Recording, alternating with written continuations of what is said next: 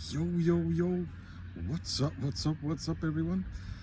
Yes, it's me, your most favorite YouTube host by far, your boy, Dr. Hans, PhD, today here in cloudy Santa Barbara, California, in the free world, on planet Earth. Right now, today being Sunday, June 18, 2023, around 5-6 p.m.ish. And we have about 19 degrees Celsius right now. I just looked it up on the app here. And about 75% humidity. Slight breeze here where I'm sitting. Yeah, June gloom until all day. Unheard of here. I mean, I don't know, folks. I mean, if you know better, somebody call the weather people. Yeah, why? What? How? Huh? Anyway, so that's how I wear my gear, my winter gear, to be comfortable. And I'm feeling toasty. I'm comfortable. It's easy to open up and take a few layers off instead of having to not have something when it's a little bit more chilly. So yeah, I feel comfortable like this, and yeah, I recommend it. Bring a little bit more clothing, and so if you, yeah, better to have it than not. Either or, folks. That means as of right now, it's already Monday, June 19, 2023, in Asia's, Africa's, and Europe's already. So good morning, good afternoon, good evening, wherever you are in the world. Happy Sunday and happy Monday. Although chilly, June gloomy, happy Sunday and happy Monday. Unbelievable. Incredible. More unbelievable than incredible. Yesterday, as you can tell on my weather report, we had a fairly normal day for the time of the year. 20-something degrees Celsius and sunshine, and yeah. I mean, that's why I do these weather reports,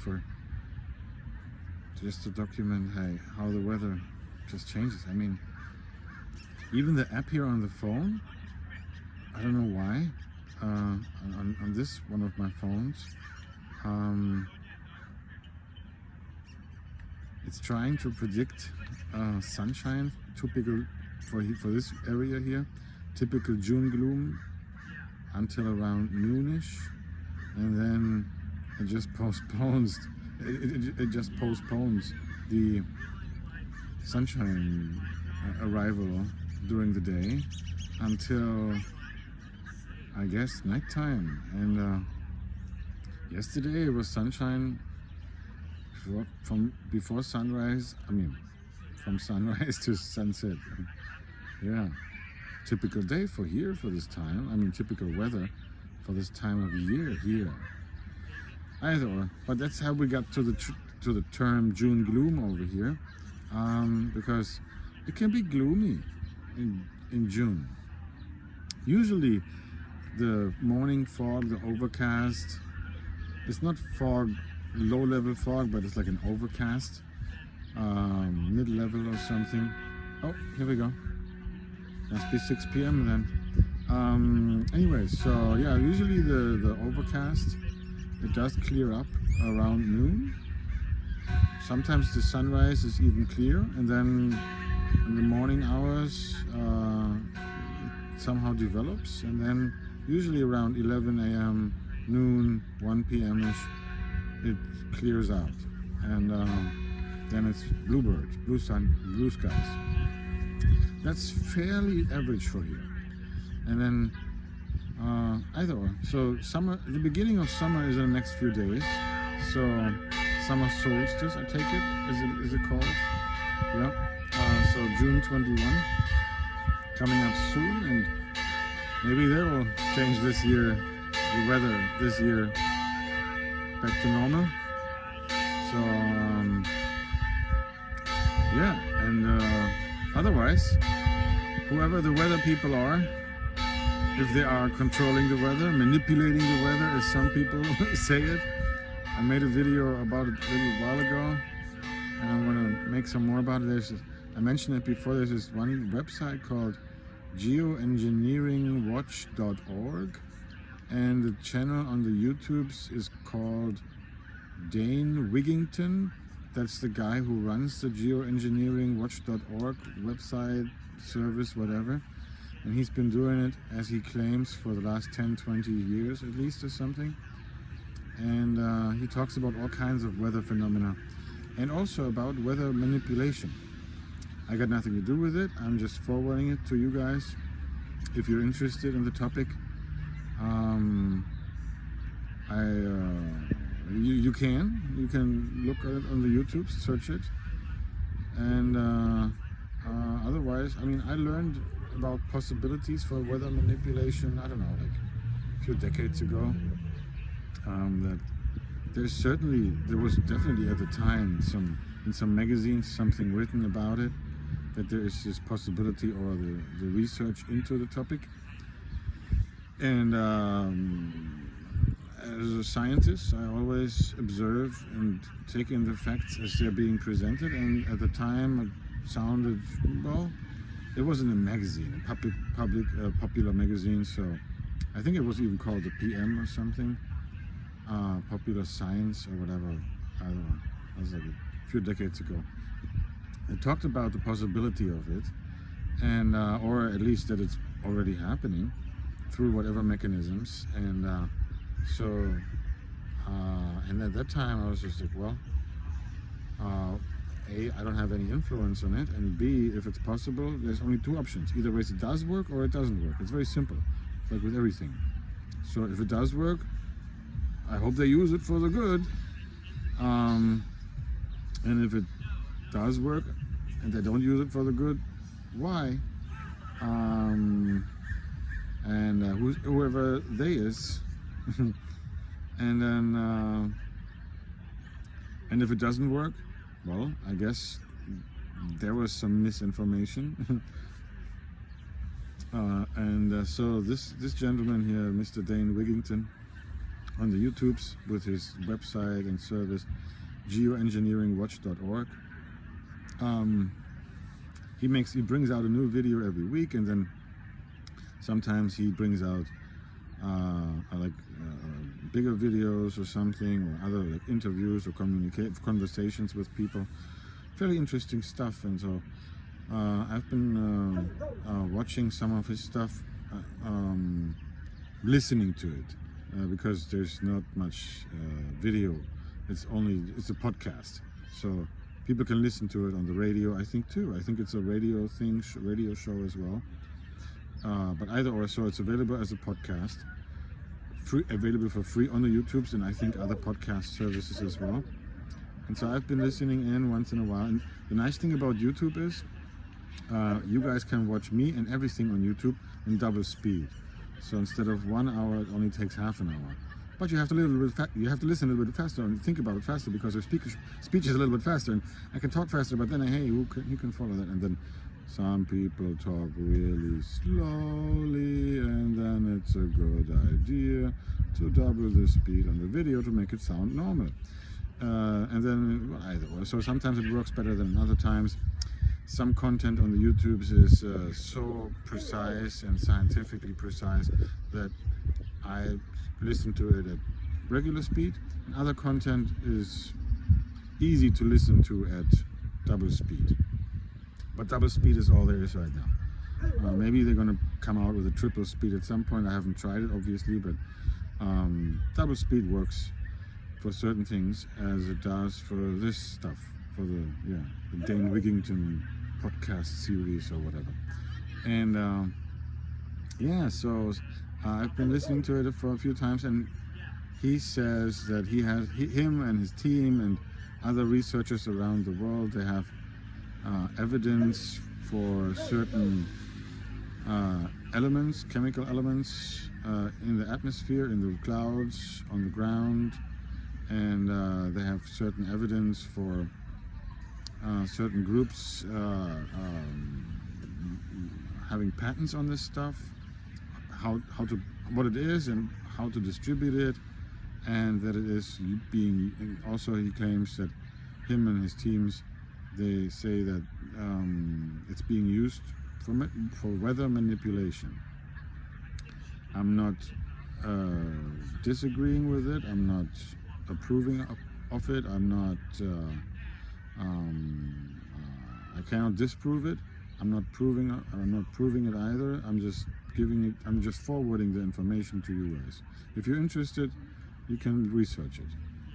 I have no evidence for it. I have no evidence against it. This is one of the only resources that talks about it. To each their own. If you guys want to look at it, it's on the YouTubes and whatever else.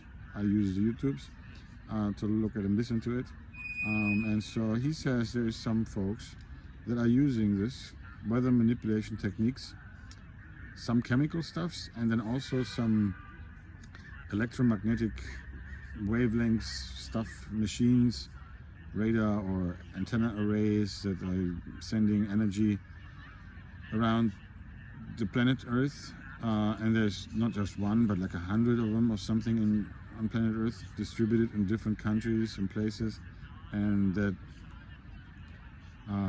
it is supposedly supposedly these people who run these things are supposedly able to manipulate the weather conditions in certain regions of the planet Earth. Again, either way is two options.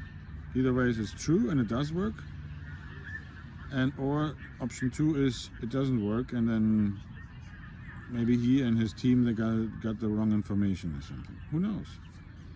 I don't know. I'm not saying anything, folks. I'm just, I cannot prove it. I cannot disprove it. But anyway, so the weather here has been very June gloomy for the last few months, and yeah, either or. I got my gears and I'm here. So yeah, so this is a quick love message. So I haven't gotten to the love message yet, so folks, it's another I call it a love message, just Sunday love message. Folks, it's true. I love you all. Oh yeah. Wo ai ni men do. Ja. Ich liebe euch alle. Jawohl. I love you like a good human being loves a good human being. I'm not in love with you. I don't want to make love to you. I mean, hey, future wife, say hello. But hey, with 8 billion human beings, that'll be kind of weird, you know. One-on-one is fine, folks. Anyways, so always love, peace, happiness, and positivity. Yeah. Every day, every moment is a blessing and a good chance to make the world a better place. Oh yeah, folks. This is our planet Earth, and it's 2023, and we make it what we want it to be. The last few thousands of years, that's why my proposals, we have seen enough wars and conflicts and nonsense in the last few thousands of years, where usually it's only 1 or a few % of the population being actively involved or interested in, and the rest of the population goes like, huh? Just leave us all alone. So for the next few thousands of years, peacefully and positively together, everyone. And then, yeah, constructively positive, and we make the world a better place together, all that fun stuff, folks. Yeah, and then also, let's all, like, we're 8 billion, there's, I don't know, I didn't do the head count, I don't know. So there's about 8 billion human beings right now. If, like, at least 1 billion voluntarily decide to become a scientist, or if they're scientists already, great, then we can have 1 billion scientists rather sooner than later. I don't know, maybe 5, 10, 20 years or something. It will take some time. People can study the scientific principles, either ways in university or in school or here on the YouTubes, available for free. Scientific principles, scientific methodologies, great stuff. It's easy to learn, and then pick a topic, whatever people want to focus on, good stuff. You know, and then can you imagine what we can do with 1 billion scientists? It's going to be amazing. It's going to take a while, but either or, and with a billion scientists, we can study and research everything and make the world a better place together. Yeah. Yeah, folks. Yeah. Let's call this a science love message today. Science love message today. Okay, cool. Yeah, that'll be it. That'll be the title for today. Yeah. Yeah. Yeah, folks. Yeah. Science love message. That's it. And if weather manipulation does work, why don't we hear more about it? And if it doesn't work, why don't we hear more about that? I think we're going to have a debate pretty soon. I have a hunch. Yeah, folks. You know, I mean, hey. I think it's, yeah. With a billion scientists, I think we can figure out pretty soon if weather manipulation does work or if it doesn't work, or if maybe it does somewhat or triple, kind of, whatever the debate is going to be like, folks. We're going to figure it out. Zoomy, zoomy, ping, ping, all of us together. Oh, yeah. Yeah, science. Science love message, folks. Science is a good thing. And if we have a billion scientists, the other 7 billion people can do whatever else they want, as long as it's peaceful and positive and democratically and, you know, healthy stuffs. And even the billion scientists, they can maybe do science for maybe, I don't know, they don't have to, we don't have to do science all day, every day.